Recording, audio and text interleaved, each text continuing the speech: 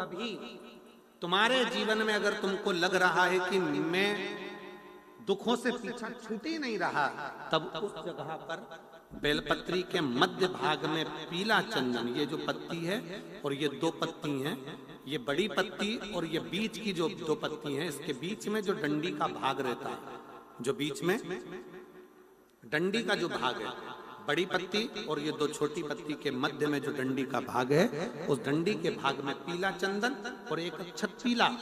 शंकर भगवान को किसी भी प्रदोष के दिन आप अगर प्रदोष काल में समर्पित कर रहे हैं तो ये निश्चित है कि धीरे धीरे कर कर वो दुख समाप्त होगा, वो दुख कटेगा ही।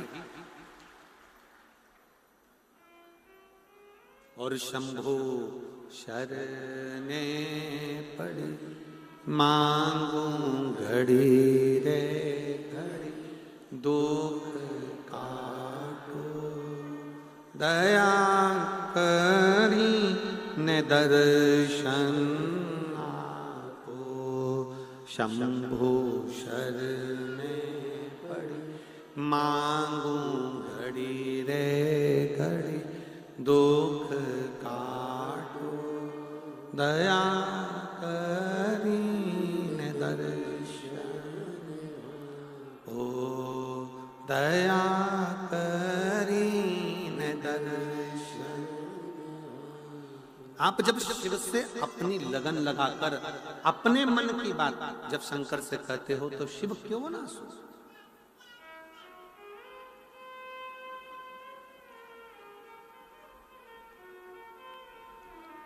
पार्वती जी ने फिर अगला प्रश्न किया। मां जगत जननी ने तीसरे नंबर का प्रश्न किया कि शिव जब कोई जल चढ़ाने के लिए आपके पास में आता है तो आप सबसे पहली चीज क्या देते हो। बहुत सावधानी से सुनिएगा, ये आपके और हमारे जीवन की बड़ी विचित्र थी। शंकर पार्वती का संवाद नहीं, ये आपका और हमारा भी संवाद है।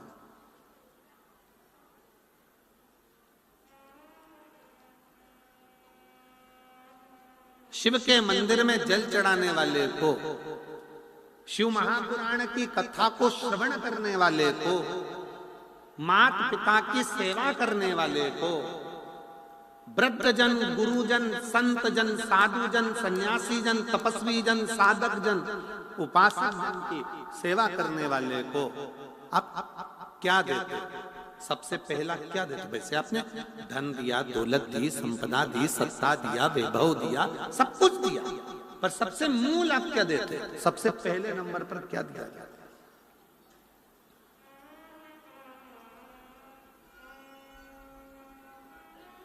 शिव जी कहते हैं, शिव महापुराण की कथा सुनने वाले को, शंकर पर जल चढ़ाने वाले को, शिव तत्व को जानने वाले को, शिव की स्तुति करने वाले को मैं सबसे पहले बुद्धि, मेरा जो पुत्र है बुद्धि का देव गणेश, मैं उसको उसके साथ उसके द्वार तक, उसके घर तक भेज देता हूं। सबसे पहले मैं बुद्धि को देता हूं, सबसे पहले मैं बुद्धि प्रदान कर देता हूं, उसके दरवाजे पर गणेश जी को भेज देता हूं, बुद्धि के देव को भेज देता हूं।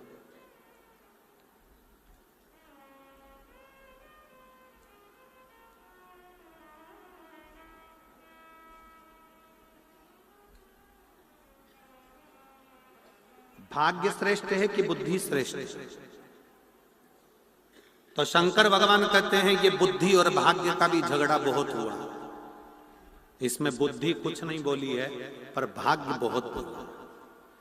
एक दिन की बात है, मैं माता सती के साथ में कुंभज ऋषि के आश्रम पर जा रहा था। पार्वती अगस्त ऋषि के दरवाजे पर मैं कथा श्रवण करने के लिए जा रहा था। उस समय पर भी सती ने मुझसे यही प्रश्न किया था कि बुद्धि और भाग्य में श्रेष्ठता किसकी?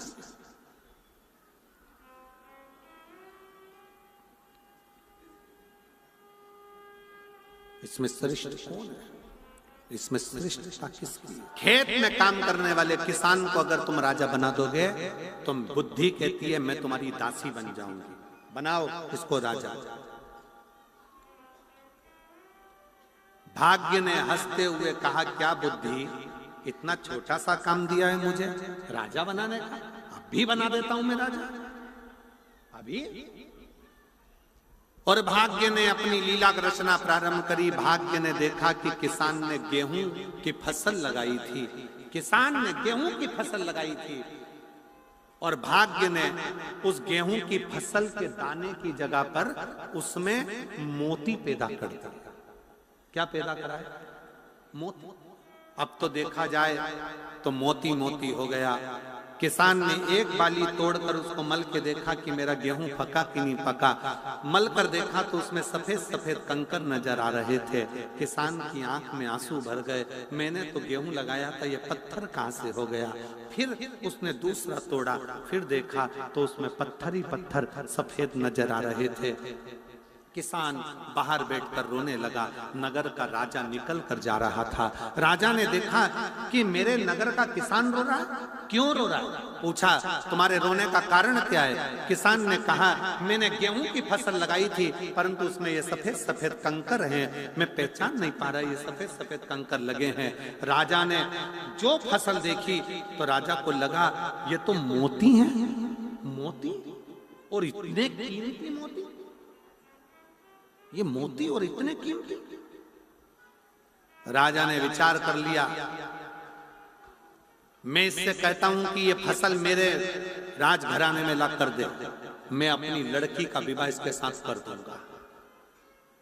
भाग्य ठहाका लगाकर बुद्धि से कहता है ये देख मैं राजा बनाकर मानूंगा। किसान भरा फसल को और ले जाकर राजा के यहां दे दिया। राजा ने अपनी लड़की का विवाह कर दिया।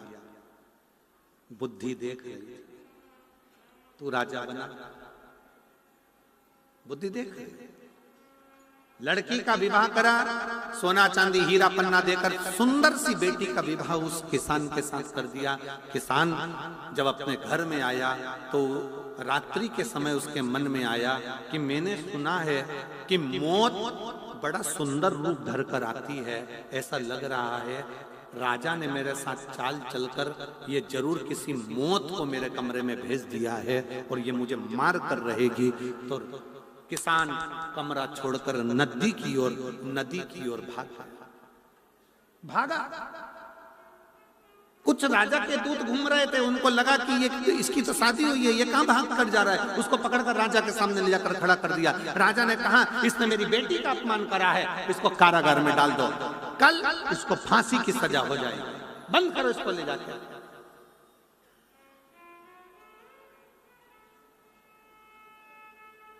बुद्धि ने कहा भाग्य देवता क्या हुआ, राजा बन गया? भाग्य देव हाथ जोड़कर बोले मेरी गोटी उल्टी बैठ गई, ये राजा नहीं बना। तुमसे हाथ जोड़कर निवेदन है इसको छुड़ा दो, भले ये राजा बने चाहे नहीं बने।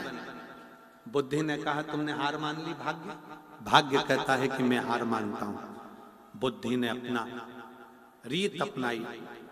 राजा के कक्ष के बाहर दूसरे दिन जैसे ही उसको किसान को लेकर आए, दर्द को देखकर दुखी हो गया। आज से मैं तुझे सिंहासन पर बिठा दूंगा, आज से मैं तुझे सिंहासन पर बिठा देता हूं।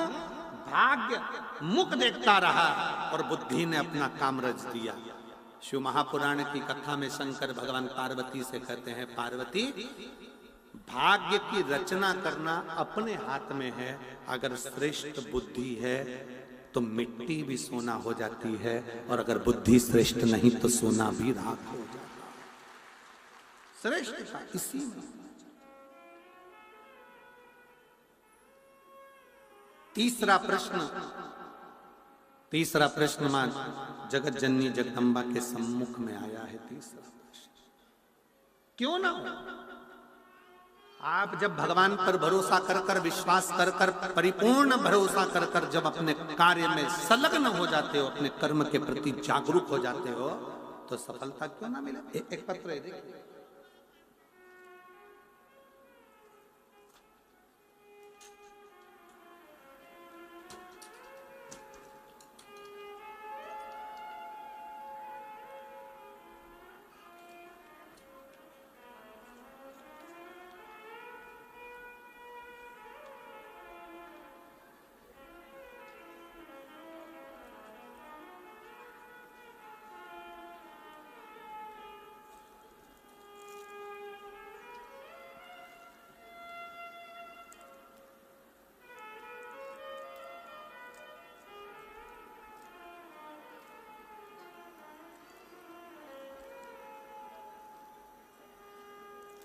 मेरा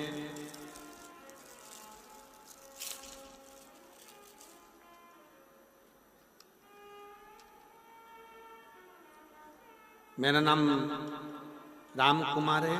मैं एलनाबाद जिला सिरसा का निवासी हूँ। कहीं बैठे हो तो हाथ हिला सकते हैं।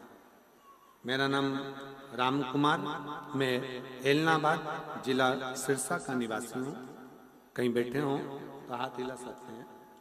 और अगर बैठे हो, आए हैं, हाँ ठीक है, आ जाइए, एक बेलपत्र लेकर जाइए, आइए। गुरुजी, पहले तो आपको मैं धन्यवाद देता हूं, जो आपने अपने पत्र में अपने ही लिए सत्यता का प्रमाण दिया, आपको उसके लिए धन्यवाद। गुरुजी, 24 घंटे शराब के नशे में लिप्त रहता था, शराब पीता था। घर की स्थिति भी ठीक नहीं थी, घर के हालत बहुत खराब थे। फिर एक दिन मेरे दोस्त ने मुझे शिव मंदिर में बेलपत्र की सेवा लगाने को कहा। गुरुदेव, मैं बेलपत्र की महिमा नहीं जानता था कि बेलपत्र से होता क्या। मेरे दोस्त के कहने से सन 2021 में सावन के 1 महीना बेलपत्र की सेवा लगाई। उसके बाद बाबा की ऐसी कृपा हुई गुरुदेव, कथा में मन लगा, और ऐसा मन लगा कि उस दिन 2021 में ही मैंने सावन के महीने में पार्थिव निर्माण के बाद शराब को छोड़ दिया। और 24 घंटा लिप्त रहने वाला मैं शराब को 2021 में छोड़ा। और मैंने शराब पीना छोड़ने के बाद मेरी भांजी ने मुझसे कहा, आप घबराओ नहीं मामा, शिवजी पर अगर भरोसा करा है तो वो तुम्हारा काम धंधा भी लगाएंगे, तुम्हारी नौकरी भी लगाएंगे। तुम उनके मंदिर जाते रहा करो, क्योंकि उसकी नौकरी सबसे बड़ी नौकरी है, फिर वो नौकरी पर लगा भी देता है। और बाबा की कृपा से आज मैं स्वयं, मुझे काम भी मिल गया और एक मंदिर की सेवा भी मिल गई, और बाबा की कृपा से मेरा परिवार अच्छा चल रहा है। मैं बाबा को यहाँ धन्यवाद देने के लिए, बाबा को धन्यवाद देने के लिए मैं यहाँ पर पहुंचा हूँ। शिव की कृपा किसको कहते हैं? एक पत्र और देखिए, बड़ा सुंदर।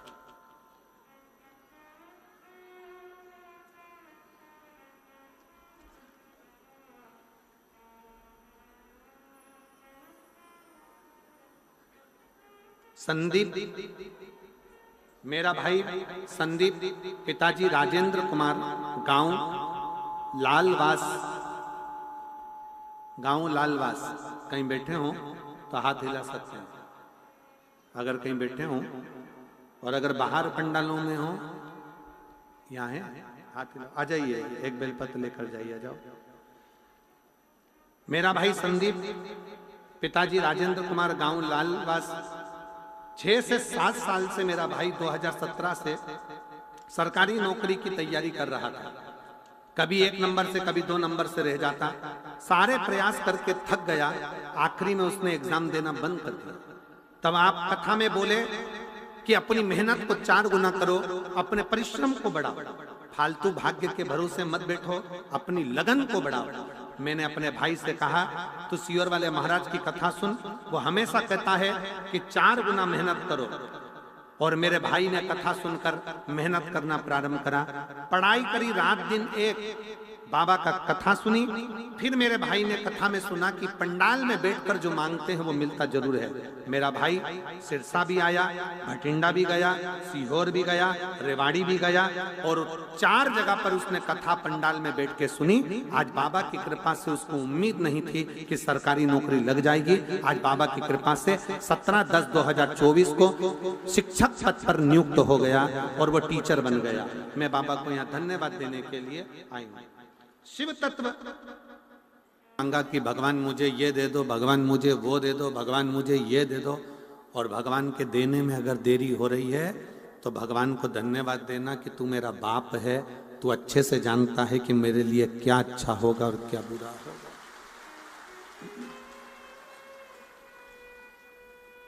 मेरे लिए क्या श्रेष्ठ है और क्या श्रेष्ठ नहीं है, ये आप जानते हो। आप पहचानते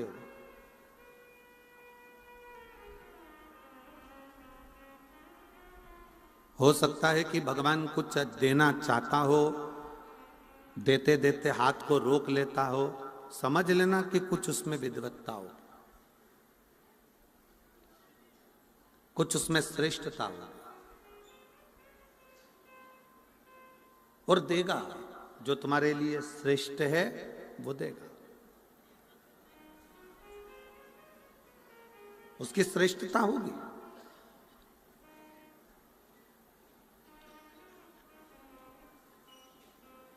तेरे मंदिर में आना मेरा काम है और मेरी बिगड़ी बनाना तेरा काम। आप जब भगवान के दरवाजे पर पहुंचते हो, भगवान के मंदिर में पहुंचते हो, भगवान की चौखट पर पहुंचते हो, भगवान की शरणागति में जब आप जाते हो, तो भगवान शिव पार्वती से बात कर रहे हैं, पार्वती शंकर जी से बात कर रहे हैं। और एक निवेदन ये कथा कर रही है, शिव महापुराण की कथा शंकर भगवान के और पार्वती के चरित्र से निवेदन कर रही है कि एक बात अपनी चित्त वृत्ति में बिठा कर रखो। जब पति पत्नी दोनों कक्ष में रहें, जब पति पत्नी दोनों अपने भवन में, अपने रूम में, अपने घर में रहें, तो निवेदन है कि उस समय पर अपने हाथ का मोबाइल चाहे कटे हुए सेवफल का हो, एप्पल का हो, चाहे कैसा भी हो, पर जितनी देर पति पत्नी दोनों साथ रहें, उतनी देर मोबाइल को कहीं अलमारी में दबाकर रख दिया करो, जिससे दोनों का स्नेह बातचीत पूर्ण हो।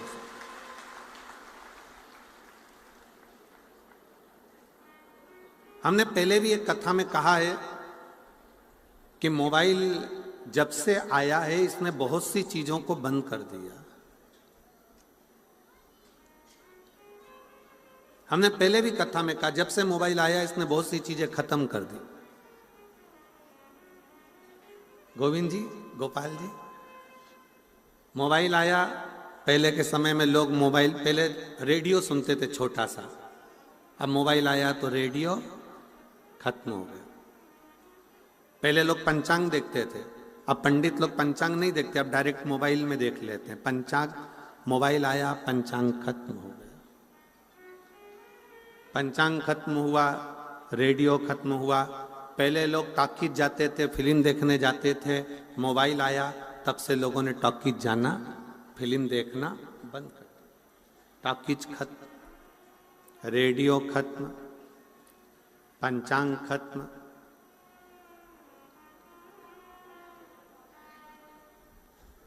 पहले लोग पत्र का इंतजार करते थे, अब मोबाइल पे बात करते हैं तो पत्र भी खत्म।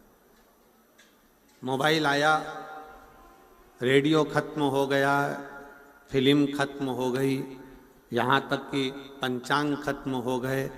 और बचा कुचा था, पहले लोग टॉर्च लेकर चलते थे, जब से मोबाइल आया तब से टॉर्च भी खत्म हो गई। मोबाइल आने से टॉर्च खत्म हो गई, रेडियो खत्म हो गया, सब कुछ खत्म हो गया।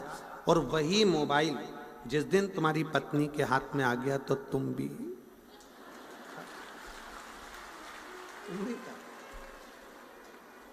इसलिए सावधान इंडिया, थोड़ा सावधान रहिए।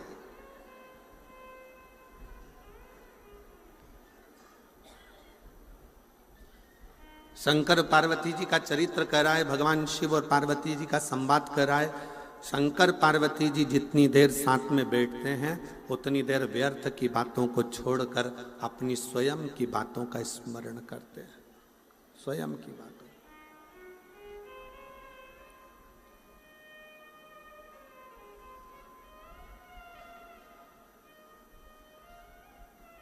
और शंभु शरणे पड़ी मांगूं घड़ी रे घड़ी, दुख दया करी न दर्शन ओ शंभो शरणे पड़ी मांगू घड़ी रे घड़ी दुख काटो, दया कर दीन दर्शन। मोबाइल को थोड़ा सा, जब पति पत्नी दोनों साथ रहें, दोनों रहें संग में, तो मोबाइल को थोड़ा दूर कर दीजिए, थोड़ा दूर कर दो। मिठास नहीं आ रही, गला पकड़ रहा है, थोड़ा रूखापन ज्यादा है। मोबाइल को एक कोने में ले जाकर रख दो। शिव जी और पार्वती माता, जगत जननी जगदम्बा और शंकर दोनों बैठे, दोनों, और दोनों अपनी अपनी बातें कह रहे हैं। और उस बातों में पार्वती जी ने शंकर भगवान से बहुत से प्रश्न किए।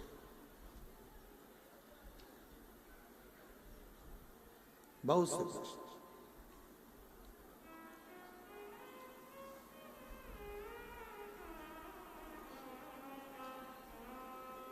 जैसे कल एक कथा शुरू में प्रारंभ हुई थी उत्तानपाद की।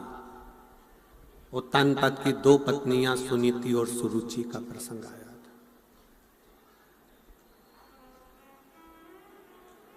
उसमें से एक सुनीति का बेटा ध्रुव है, सुरुचि का बेटा उत्तम है। और उत्तम सिंहासन पर बैठा हुआ है, ध्रुव जी महाराज भी आने वाले समय में सिंहासन पर बैठे। ये सब प्रसंग अपन ने श्रीमद् भागवत में सुना। पर उसके बाद का जो प्रसंग है कि उत्तम की जो धर्म पत्नी है, जिसका नाम बहुला है, वो अपने पति का सम्मान नहीं करती है, सत्कार नहीं करता, आदर नहीं करता। अब एक दिन उत्तम को ये बात का बड़ा दुख हुआ कि मेरी पत्नी मेरा सम्मान नहीं करती है, सत्कार नहीं करती है, आदर नहीं करती है, तो उन्होंने उस पत्नी को वन में भेज दिया। वो वन में चली और भ्रमण करती रही। भ्रमण करते करते वो पत्नी उत्तम की नागलोक में पहुंच गई और वहां एक सखी उसकी बन गई जिसका नाम था नंदा। पति ने धक्के मारकर निकाल दिया था। वो आदर नहीं करती थी, सम्मान नहीं देती थी, शब्द ठीक नहीं बोलती थी, तो उसको निकाल दिया। नंदा एक दिन बैठी हुई थी और नंदा के मन में, जैसे शंकर भगवान माता पार्वती जी के साथ कैलाश पर बैठे हैं और दोनों आपस में चर्चा कर रहे हैं, बातें कर रहे हैं, वैसे ही बहुला ने नंदा से कहा कि मेरे पति ने मुझे निकाल दिया क्योंकि मेरी वाणी ठीक नहीं, मेरे शब्द ठीक नहीं।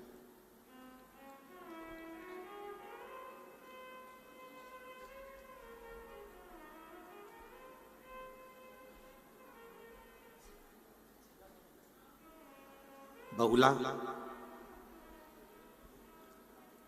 कहती है कि मैं कैसे अपने पति के पास वापिस पहुंच सकती हूं, कैसे? अभी एक कथा के प्रसंग में आपको कहा कि पति पत्नी जब भी रहें साथ में तो मोबाइल को उठाकर किसी अलमारी में कोने में पटक जाए।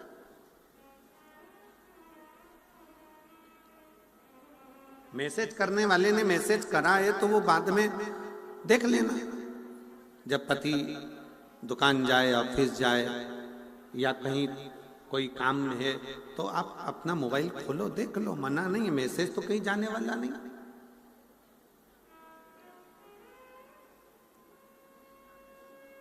आज अदालत में जितने प्रॉपर्टी के केस नहीं है, आज अदालत में जितने चोरी के केस नहीं है, प्रॉपर्टी के केस नहीं है, जितने जमीन जायदाद के केस नहीं है, जितने कत्ल के केस नहीं है, आज अदालत में सबसे ज्यादा केस नए लड़का लड़कियों के तलाक के चल रहे हैं। आज अदालत में सबसे ज्यादा केस अगर चल रहे हैं तो वो तलाक के चल रहे हैं, और उसका केवल एक कारण है,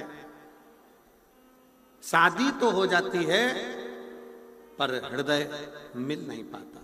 क्योंकि हृदय तो वो दिन रात को सो रहे हो तो मोबाइल में मैसेज चल रहे हैं, इंस्टाग्राम चल रहा है, फेसबुक चल रहा है, यूट्यूब चल रहा है, ये चल रहा है, वो चल रहा है। थोड़ा सा आप सबको मालूम है, लड़की और लड़के की जब शादी होती है तो सबसे ज्यादा जेवर माँ बाप अपनी बेटी को देते हैं और सबसे ज्यादा जेवर सास ससुर अपनी बहू को देते हैं। मालूम है कि नहीं मालूम है? जम के तो बोलो जरा। सास ससुर ने और माँ बाप ने सबसे ज्यादा जेवर सास ससुर बहू को दे रहे हैं और माँ बाप भी अपनी लड़की को दे रहे हैं। लड़के को क्या देंगे? ज्यादा से ज्यादा एक ब्रेसलेट दे देंगे, चेन दे देंगे, अंगूठी दे देंगे, थोड़ा बहुत पहनने का सामान।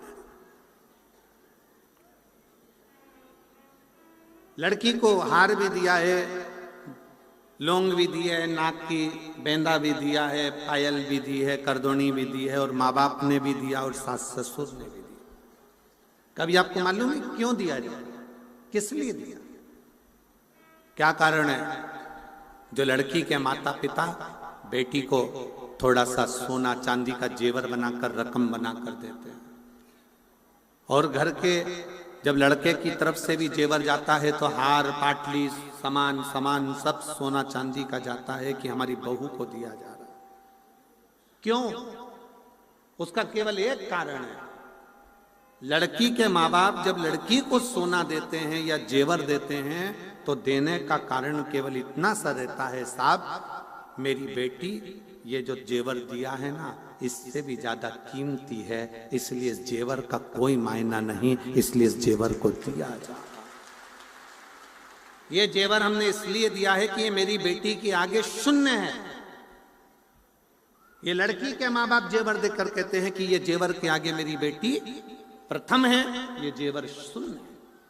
और सास ससुर अपनी बहू को हार पाटली करधोना मांग का टीका सारा जेवर चुन्नी बैस सब देते हैं। क्यों देते हैं? क्योंकि सास ससुर कहते हैं बेटी तू हमारे घर में आ रही है, इस जेवर की जितनी कीमत नहीं है जितने हमारे घर में रहने वालों की इज्जत की कीमत है, संस्कारों की कीमत है। जेवर गया वापिस आ सकता है पर इज्जत गई वापिस नहीं आ सकता। घर के संस्कार चले गए वापिस नहीं आ सकते, ये जेवर तो फिर आएगा, फिर मिल सकता। सिरसा वालों 5 दिन की कथा हो गई, 2 दिन बचे, कल परसों। कल कथा का 6ठा दिन हो जाएगा जिसको हमारी शिव महापुराण में शिवरात्रि कहते हैं।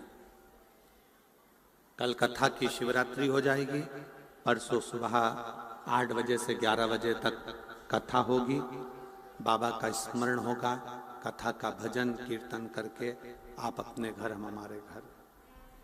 पर सिरसा के निवासियों को निवेदन है, क्या पता कौन सा पुण्य, मैं गोविंद जी आपको भी और गोपाल जी आपको भी बहुत बहुत साधुवाद देता हूँ। आपके लिए इतने अच्छे अच्छे पत्र आते हैं, मैं पढ़ता हूं तो मुझे आश्चर्य होता है। ना जाने कौन सा पुण्य प्रबल हुआ जो आपके क्षेत्र में ये 2 बेटे ऐसे हैं जिनके माध्यम से ये कथा और सत्संग आपको तारा बाबा की कुटिया में मिल रहा।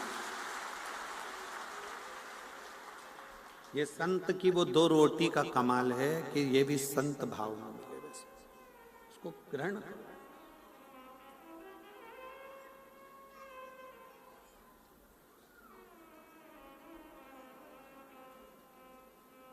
एक मिलिट्री का लड़का आया है, आर्मी का। वो आर्मी के लड़के ने एक पत्र लिखा है, उस पत्र में उस लड़के ने लिखा है कि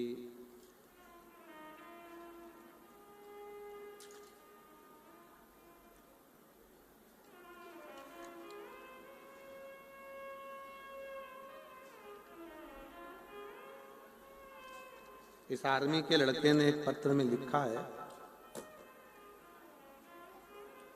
मैं पंकज तिवारी हूं, ग्राम पूरे सुखमन, पोस्ट एली परसोली, जिला गोंडा से हैं, आ जाइए बेलपत्र जाना। इस बच्चे ने लिखा है, गुरुजी हमने आपकी कई कथाएं सुनी हैं और स्मरण भी किया है। मैं भारतीय सेना में हूं, पर जो व्यवस्था, मैं कांडा जी को धन्यवाद देना चाहूंगा कि जो व्यवस्था इस तारा बाबा की कुटिया में हुई वो व्यवस्था कहीं प्राप्त नहीं। मैं कांडा जी को धन्यवाद दूंगा, श्री गोविंद जी को, श्री गोपाल जी को, कि व्यवस्था की मूलता किसको कहते हैं। 1 2 3 4 ऐसे पंडालों को मिला और पीछे के सारे पंडाल मिला, इससे 9 पंडाल लगाए गए हैं और 9 पंडाल में भक्तों के बैठने की व्यवस्था, उनकी आराम से सोने की व्यवस्था, भोजन व्यवस्था, ये सारी व्यवस्थाओं की मूलता कितनी विचित्र है।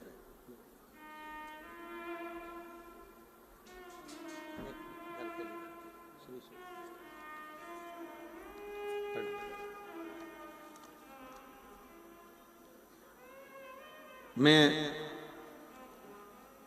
श्री गोविंद जी कांडा जी को और गोपाल जी कांडा जी को इसके लिए धन्यवाद देता हूं कि इतनी सुंदर व्यवस्था शायद ही कहीं हो जो व्यवस्था। शिव तत्व किसको कहते हैं? शंकर भगवान की उदारता किसको कहते हैं? कोई पुण्य सिरसा वालों के होंगे, कोई पुण्य और बहुत प्रबल होंगे जो बाबा देव अधिदेव महादेव ने कृपा कर कर ये दूसरे वर्ष में शिव महापुराण की कथा सुनने का सौभाग्य दिया।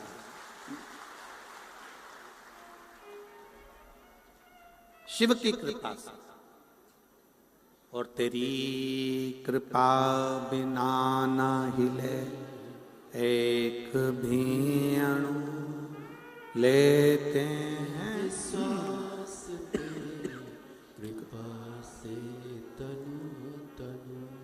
बखान क्या करूं मैं राखों के ढेर का, चपटी भभूत में खजाना कुबेर का।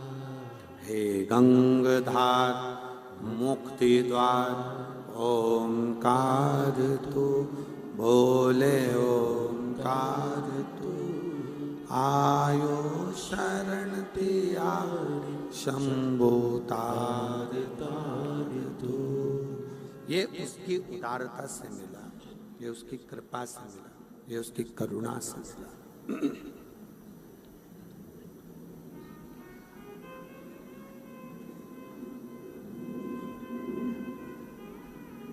बहुला नंदा से कह रही है, क्या मैंने अपने पति से अपशब्द कहे, मैंने अपने पति से आड़ा टेढ़ा कहा है, क्या मेरे पति मुझे वापस बुला सकते? क्या मेरे पति मुझे वापस रख सकते? बुला लेंगे, बुला सकते। नंदा ने कहा, जो दुनिया में कोई नहीं कर सकता वो स्वयं देवाधिदेव महादेव कर सकते हैं, स्वयं शिव। जो दुनिया में कोई नहीं कर सका, जो दुनिया में कोई नहीं कर पाया, वो केवल एक शंकर कर सकते हैं। मेरी जीजियों, मेरे जीजाओं, मेरी बेटियों, बेटाओं, मेरी माताओं, सबसे ज्यादा जरूरी है हमारा अच्छा व्यवहार।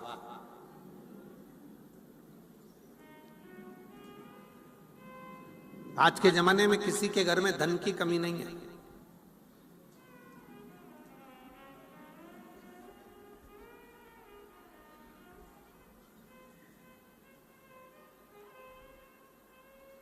आज के जमाने में सबसे बड़ी कमी है व्यवहार की।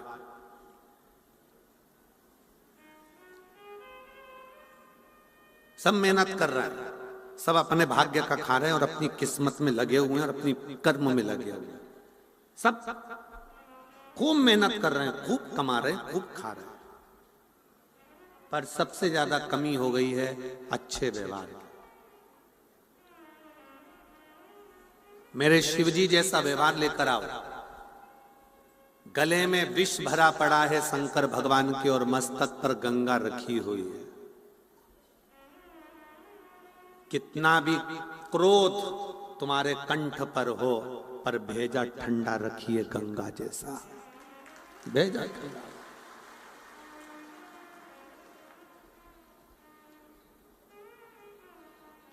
आज के जमाने में व्यक्ति का भेजा ठंडा नहीं है, मस्तिष्क ठंडा नहीं है, दिमाग ठंडा नहीं है। गुस्साया, क्रोध में आकर तलवार ली, चक्कू ली और मार दिया। कितनी देर लगी चक्कू मारने में? लगी कितनी देर? 10 मिनट।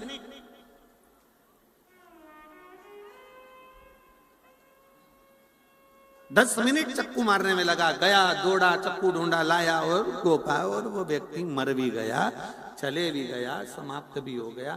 मालूम पड़े 10 मिनट चक्कू मारने में लगे। पर ईमानदारी से बोलो, क्या केस, अदालत का केस क्या 10 मिनट में निपट जाएगा? जम के तो बोलो जरा। नहीं। कितना समय लग जाएगा? 10 साल। 10 मिनट के क्रोध ने 10 साल बर्बाद कर दिए। 10 मिनट के क्रोध ने 10 साल पीछे धकेल दिया, तुम्हारे बच्चों को भी, परिवार को भी, कुटुंब को भी, कबीले को भी और सबको। हम उसको संयमित ही नहीं रखता है।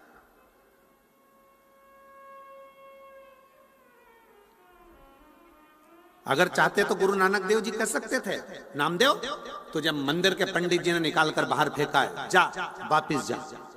पर नामदेव जी को गुरु नानक देव जी ने शांति का पाठ पढ़ाया, शीतलता का पाठ पढ़ाया। जो बोले सो निहाल। गुरु नानक देव जी ने शांति का पाठ पढ़ाया और गुरु नानक देव जी ने कहा, नामदेव भले तुझे मंदिर से बाहर निकाल दिया, पर तू चिंता मत कर। अगर तेरा विश्वास पक्का है, तेरा भरोसा पक्का है, तो वो मंदिर में रहने वाला शंकर भगवान भी तेरे लिए मंदिर का गेट पलट देगा। और पलटा। आपका विश्वास सबसे मूल है, आपका भरोसा सबसे मूल है। अगर विश्वास नहीं है तो परमात्मा भी नहीं है, भरोसा नहीं तो भगवान भी नहीं है। भगवान नहीं है।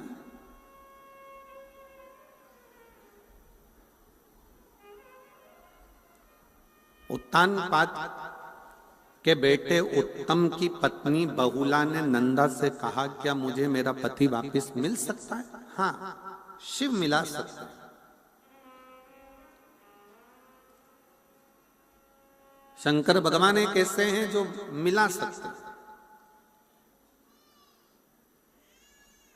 शिव जी का काम है मिलाना।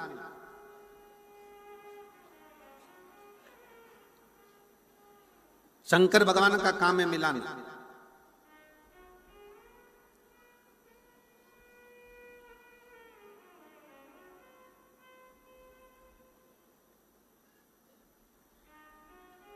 बहुला नंदा के कहने पर शिवलिंग का निर्माण करती है, पूजन करती है, आराधना करती है और कथा कहती है कि उत्तम को लगा कि मेरी पत्नी कहीं भटक रही है, तो वो ढूंढते ढूंढते पहुंचता है, अपनी पत्नी को लेकर आता है। शिव महापुराण की कथा कहती है, अगर रिश्ते टूटने की कतार पर आ गए हैं, संबंध खत्म होने की कतार पर आ गए हैं, तो निवेदन है उन संबंध को अदालत तक लेकर मत जाओ। ले जाना है तो एक लोटा जल भर कर दोनों पति पत्नी शंकर के मंदिर जाओ, उसको जोड़ने का प्रयास करो। मंदिर तक जाओ, शिवालय तक जाओ, शंकर भगवान की चौखट तक जाओ।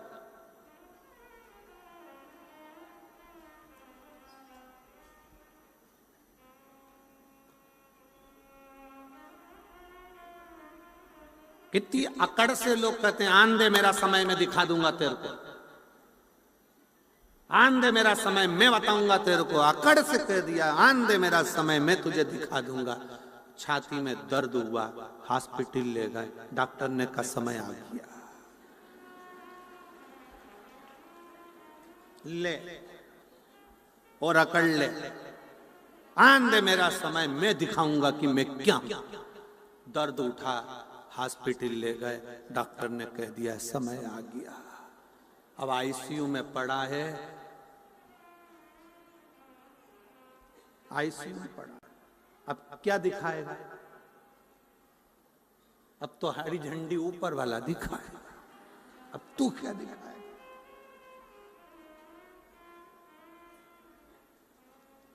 ये तो उसमें का हाल हो गया ना कि टीचर ने सारे बच्चों से कहा, सारे बच्चे कल क्रिकेट पर निबंध लिखेंगे, तैयारी कर कर आना। सारे बच्चे क्रिकेट के निबंध की तैयारी कर कर लाए, सबने अपनी अपनी कॉपी में निबंध लिखा क्रिकेट पर निबंध लिखा। तब क्रिकेट पर निबंध लिखते लिखते सबकी कॉपी सर ने चेक करी, टीचर ने चेक करी। एक बच्चा बैठा था, उससे कहा ला तेरी कॉपी ला। उसने कॉपी दिखाई और जो कॉपी दिखाई तो पूरी कॉपी खाली थी, पूरी कॉपी। और नीचे लिखा था पानी गिरने के कारण मैच स्थगित कर दिया गया। पूरी कॉपी खाली है, पूरी कॉपी खाली। और नीचे एक लाइन में लिख दिया पानी गिरने के कारण मैच स्थगित कर दिया गया। टीचर को चक्कर आ गया। टीचर, अरे बेवकूफ है, पागल है, मैंने तुझे कहा था क्रिकेट पर निबंध लिखा, स्थगित हो गया तो कैसे लिखता? नीचे लिख